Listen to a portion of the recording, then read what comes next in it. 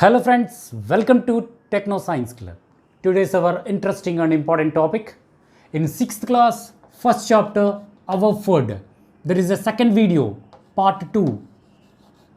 In part 1, we learned about what is food and what is the ingredients and why do we need food and what are the different food habits and what are the source of food habits. These are all things are learned in the first part. If you have not seen that video, please see that video, which is a description lo link. There is a providing description lo link is provided. So please watch that video. After that, the second part will be watch. So please see this video until the end, and please like, share and subscribe to your friends, and please press the bell symbol below beside the subscribe button. So please like, share and subscribe. Let's go into the topic.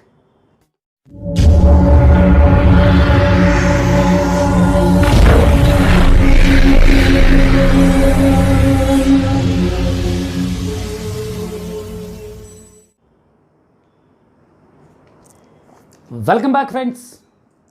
Our food in 6th class, first chapter, our food, part 2, second video. In this video we learn about main topic, that is methods of preparing food. What are the different methods to prepare the food? What are the examples? And prevention of food and carving. These three items are dealt in this class. So first of all, methods of food preparing. Methods of preparing food. There are different methods to prepare the food, that is boiling, steaming, boiling. Example for the boiling is potato, eggs, etc. These are all the boilings. పొటాటోని boil చేస్తాం, ఎగ్ని boil చేస్తాం, ఇలా కొన్ని food ఐటమ్స్ని boil చేస్తూ ఉంటాం. So next ఇంకొక process ఏంటంటే స్టీమింగ్, అంటే ఆవిరితో ఉడకటం. అంటే వాటర్ పోసి వాటర్ పైన ఏదైనా వెజల్ పెట్టి ఆ వాటర్ హీట్ ఎక్కి వాటర్ వేపర్గా తయారవుతుంది. ఆ వాటర్ వేపర్ యొక్క హీట్కి లోపల ఉన్నటువంటి ఫుడ్ ఐటమ్ ఉడుకుతుంది. లైక్ ఇడ్లీ. ఇడ్లీలో ఏం చేస్తాం, మనం ఇడ్లీ పిండి తీసుకుంటాం, ఒక ఇడ్లీ పాత్రలో వాటర్ పోస్తాము, వాటర్ పోసి గిన్నెల్లో ఇడ్లీ పిండి కొంచెం పోసి దాన్ని మొత్తం అట్లా పెట్టగానే కింద ఉన్నటువంటి వాటర్ హీట్ ఎక్కి వాటర్ వేపర్ అయిపోతుంది, స్టీమ్ లాగా తయారవుతుంది. ఆ స్టీమ్ అనేది బయటకు పోకుండా చేసి మనం ఇడ్లీస్ని తయారు చేస్తూ ఉంటాం స్టీమ్తో. ఆవిరి కుడుములు ఇలాంటివన్నీ కూడా తయారు చేస్తూ ఉంటాం. Next roasting. చికెన్ని రోస్ట్ చేస్తాం, మీట్ని, చికెన్ని, ఇలాంటి వాటినన్నింటినీ కూడా రోస్ట్ చేస్తాం. చికెన్ 65 ఇలా పేర్లు పెడతాం కదా. This is are the roasting, అంటే వేపటం. రకరకాల వెజిటేబుల్స్ కూడా మనం రోస్టింగ్ చేస్తూ ఉంటాం. లేడీస్ ఫింగర్ రోస్టింగ్ తింటూ ఉంటాం. ఇలా రకరకాల రోస్టింగ్ వెజిటేబుల్ కర్రీస్ కూడా మనం చేస్తూ ఉంటాం. Next fermentation. Fermentation means this is a process which is based on the bacteria. This bacteria ఏం చేస్తుందంటే సమ్ కెమికల్ ప్రాసెస్ జరుగుతుంది. అలా ప్రాసెస్ జరగటం వల్ల కొంత సోర్ అంటే పుల్లగా ఉండేటటువంటి పదార్థంగా మారుతుంది.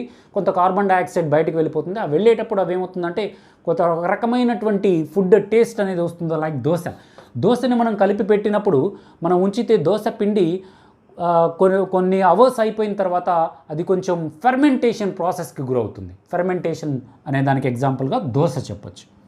నెక్స్ట్ డీప్ ఫ్రైయింగ్, అంటే బాగా ఫ్రై చేయడం. ముక్కలు తీసుకొని బాగా నూనెలో వేసి బాగా ఎక్కువగా ఫ్రై చేస్తూ ఉంటాం.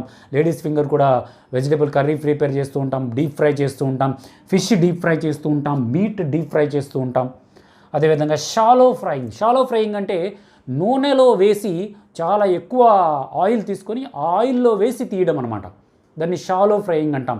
మనము రకరకాల పిండి వంటలు చేస్తూ ఉంటాం. చక్రాలు కానీ లేకపోతే బజ్జీలు కానీ ఇలాంటివన్నీ కూడా, పకోడీలు కానీ, వీటన్నిటిని కూడా షాలో ఫ్రై చేస్తాం.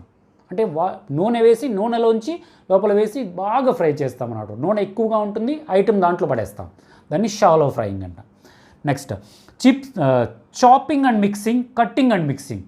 These food items are made, these processes are made to prepare vegetable salads or fruit saladsని తయారు చేయడం కోసం మనం చాప్ చేస్తూ కట్ చేస్తాం, వాటిని మిక్స్ చేస్తాం.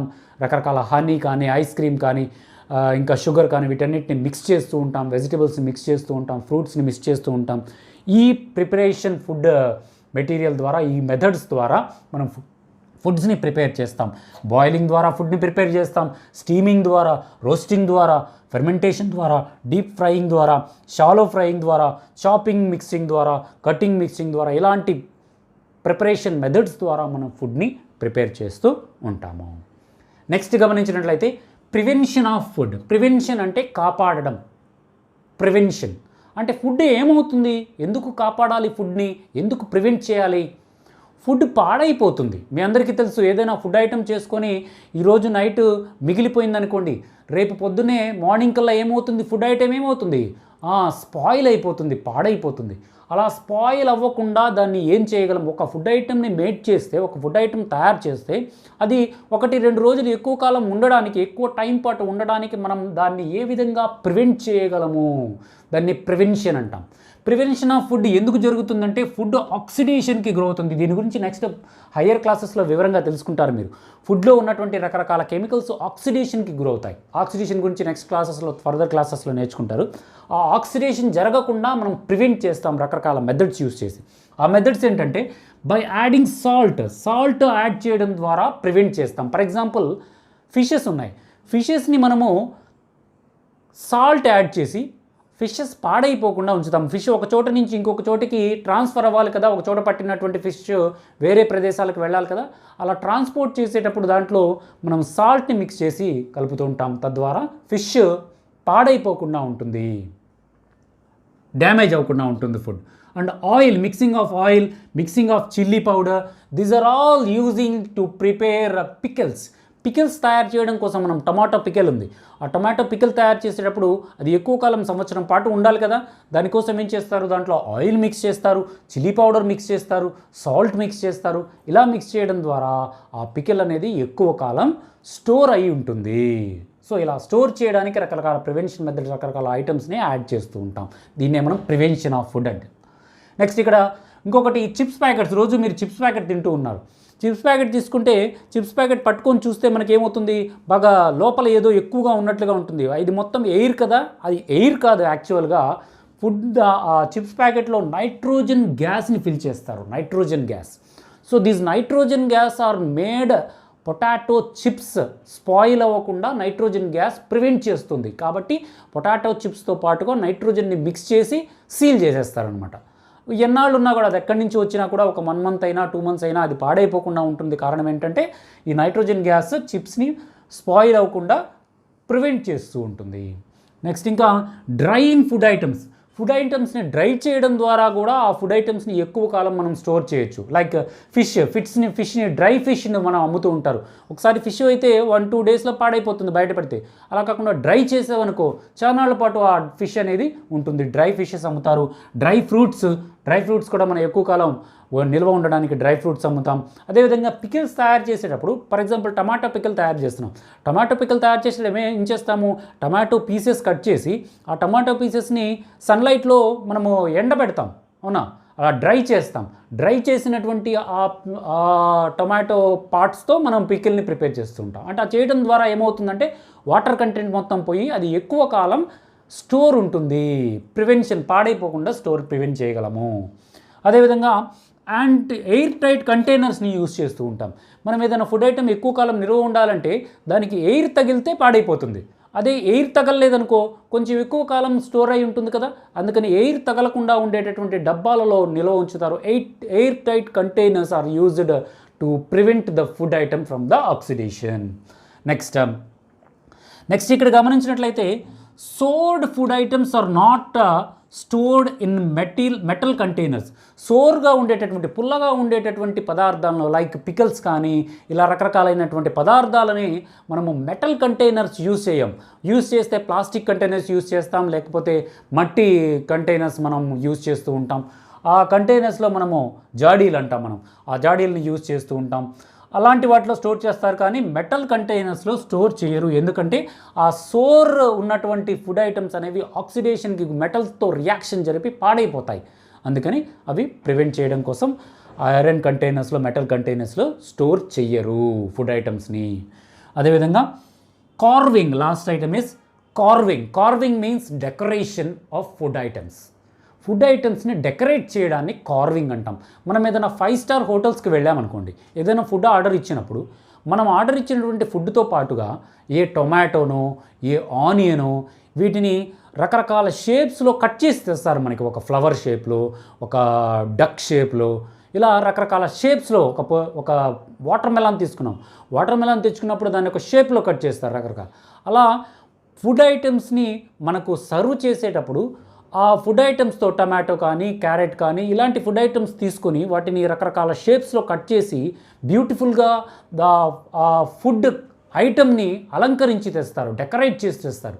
అలా డెకరేట్ చేయడాన్ని మనము కార్వింగ్ అంటాం. Carving is the decoration of food by the food items, different types of flowers, animals that అలా డెకరేట్ చేయడాన్ని మనం కార్వింగ్ అంటాము.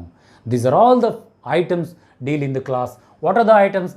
The methods of preparing food, example boiling, steaming, roasting, example cutting and mixing, fermentation. Is there the methods of preparing food?